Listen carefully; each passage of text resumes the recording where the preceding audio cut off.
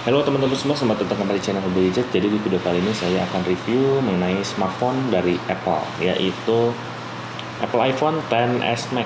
Ya, udah lumayan cukup berumur ya. Ini keluaran tahun 2018, berarti udah sekitar hampir mau 2 tahun. Oke, tapi apakah masih worth it dibeli di tahun 2020? Oke, kita bahas bareng-bareng. Diperkenalkan pada tahun 2018, tepatnya bulan September tanggal 18. iPhone XS Max ini adalah generasi penerus dari iPhone X. Ini populer ya di kalangan anak-anak muda, bahkan sampai yang tua pun pakai ya, karena bentuknya yang menarik dan elegan tentunya sangat melekat di iPhone ini. iPhone XS Max ini saya beli pada tahun 2018 akhir ya, kalau nggak salah itu ya sekitar tahun 2018 lah. Pokoknya saya nggak beli pada saat keluar ya, setelah beberapa bulan keluar baru saya beli, dan waktu itu harganya sekitar 17.500.000. Ini garansi internasional ya, sedangkan kalau di Indonesianya pada saat itu harganya sekitar 21 jutaan lebih ya. Dan ini tuh saya pakai yang 256 GB. Terus kalau sekarang harga bekasnya di kisaran 8 sampai 10 jutaan aja. Kalian tinggal pinter-pinter cari di toko online atau di toko-toko yang ada di kota kalian. Berlanjut, di bagian depan terdiri dari layar yang memiliki notch untuk tempat seperti kamera, sensor Face ID, grill speaker, dan tidak ketinggalan layar ini sudah diproteksi oleh Corning Gorilla Glass 6. Di bagian samping terdiri dari bezelnya, material yang dipakai itu adalah aluminium. Ini untuk di bagian kanan ya, terdapat tombol power dan SIM tray. Sedangkan untuk di bagian bawah ada grill speaker, port lighting charger, dan ada dummy grill yang fungsinya hanya untuk estetika saja, tidak ada fungsi lain. Nah, di bagian kiri ini terdapat tombol volume, up and down, dan ciri khas iPhone dari versi sebelumnya, yaitu switch untuk silent mode. Dan di bagian atas sendiri tidak ada apa-apa ya, kosong, melompong. Nah, untuk ke bagian belakangnya ini material yang dipakai sama seperti bagian depan ya, adalah kaca dan diproteksi oleh Corning Gorilla Glass 6. Selain itu terdapat kamera 2 buah dan berbentuknya itu vertikal ya. Di bagian tengah terdapat flashlight dan mic untuk recording video. Dan gak ketinggalan ada logo Apple dan tulisan iPhone. Berlanjut ke bagian spesifikasi, iPhone XS Max ini memakai chipset buatan Apple ya, yaitu Apple A12 Bionic. Untuk CPU-nya dia pakai Hexa-core, dan GPU-nya pakai Apple GPU. RAM yang dipakainya itu adalah 4 GB, serta internal yang dipakai di iPhone ini adalah 64 GB, 256 GB, 512 GB. Kalian tinggal pilih sesuai keinginan kalian ya. Nah, untuk kamera belakangnya sendiri dia pakai 12 plus 12 megapiksel.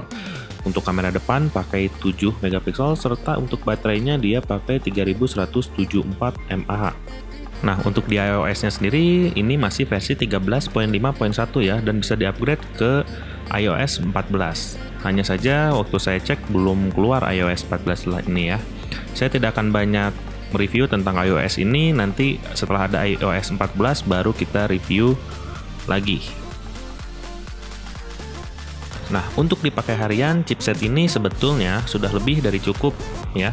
Mau browsing atau sosial media seperti WhatsApp atau Instagraman, itu sudah lebih dari cukup. Nah, yang paling menarik adalah di iPhone ini Instagramnya ya. Teman-teman yang pakai iPhone pasti sudah tahu kalau Instagramnya itu terasa lebih istimewa dibanding Android menurut saya ya. Karena terutama di Instastory-nya itu yang terasa hasilnya jauh lebih bagus dibanding Android. Nggak tahu kenapa. Waktu saya update video di Instastory-nya iPhone ini terasa nggak dikompres sama sekali. Hasilnya jadi bagus-bagus saja.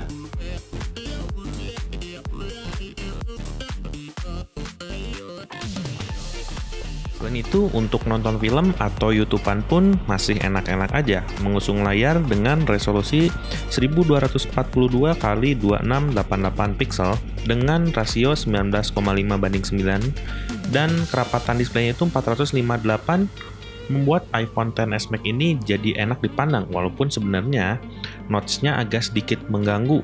Walaupun sebenarnya ya, nanti lama-lama pun kita bakal terbiasa sih ya. Nah, untuk masalah fitur-fitur yang ada, sebetulnya itu sama aja pada iPhone yang generasi sebelumnya ya. Hanya saja di iPhone XS Max ini, suara stereo speakernya itu menurut saya bagus dan jernih ya. Kalian bisa dengar sendiri.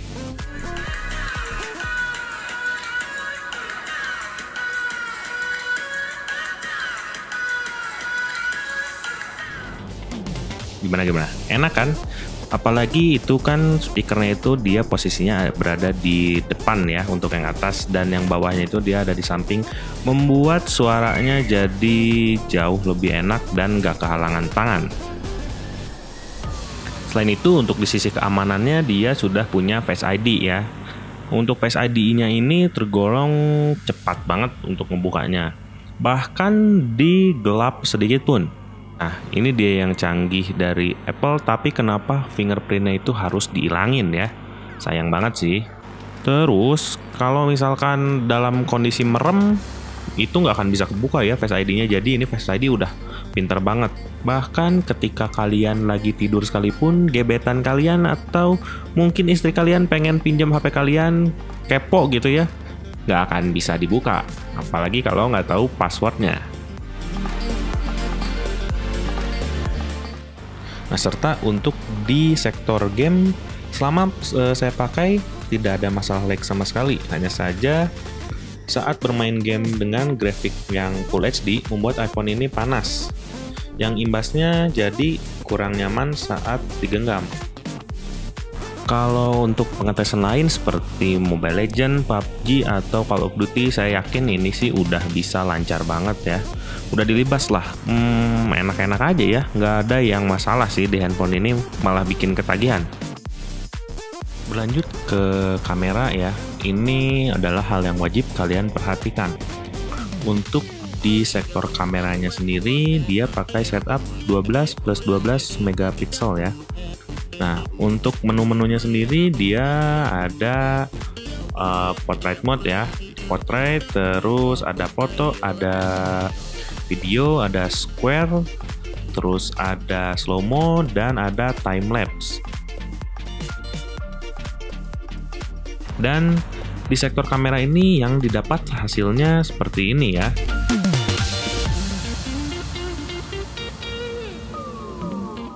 Dan menurut saya iPhone XS Max ini hasilnya jauh lebih natural kalau dibanding rival-rival sekelasnya. Berbeda dengan di sektor portrait mode-nya atau bisa dibilang bokehnya. Untuk di bokehnya itu memang di XS Max ini belum terlalu rapih ya, terutama di bagian sisi-sisi sampingnya. Bahkan di Android yang kelas menengah pun sebenarnya udah jauh ada yang lebih baik gitu ya dari bokehnya iPhone XS Max ini. Nah, sedangkan ini untuk video belakangnya. Lihat ini dengan pencahayaan cukup, hasilnya lumayan menakjubkan ya. Bagus, dan ini tuh hasilnya natural. Ini kayak mobil yang PW ini birunya memang sama persis sama yang sekarang lagi di videoin. Jadi warnanya tuh nggak lebay gitu ya. Oh, bagus ya. Tuh, untuk warna kuningnya pun ini natural juga sih, nggak dilebih-lebihin banget. Nice ya. Berlanjut ke kamera depan, sebetulnya nggak ada masalah ya. Cuman ya kalau dibandingin dengan yang jauh lebih baru sekarang, sebenarnya kamera ini masih dibilang cukup lah ya. Oke, teman-teman, jadi ini untuk kamera depannya. Hasilnya sih kayak gini ya untuk videonya. Ya lumayan lah. Ya, bukan lumayan sih, udah bagus. Ini ya sebenarnya udah cukup kalau untuk kita sehari-hari pakai. Tahap akhir adalah di sisi baterai. Dengan pemakaian wajar yang hanya untuk sosial media, YouTube, dan browsing. Screen on time yang saya dapatkan itu hanya sekitar 7 jam ya. Menurut saya ini agak sedikit kurang sebetulnya ya, malah kurang banget ya.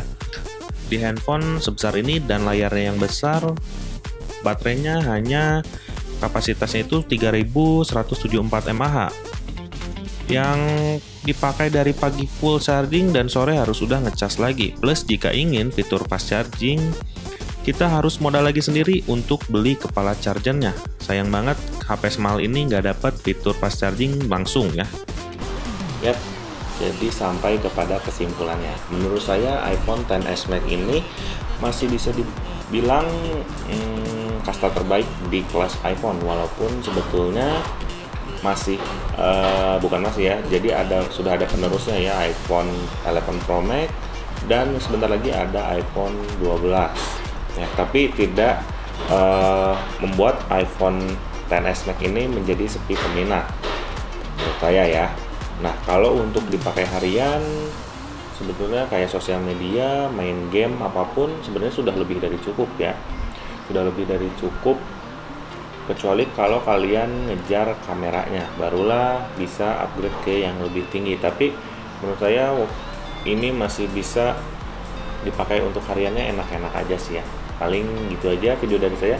Mudah-mudahan bermanfaat bagi kalian. Terima kasih yang sudah menonton dan sampai jumpa di video berikutnya. Bye bye.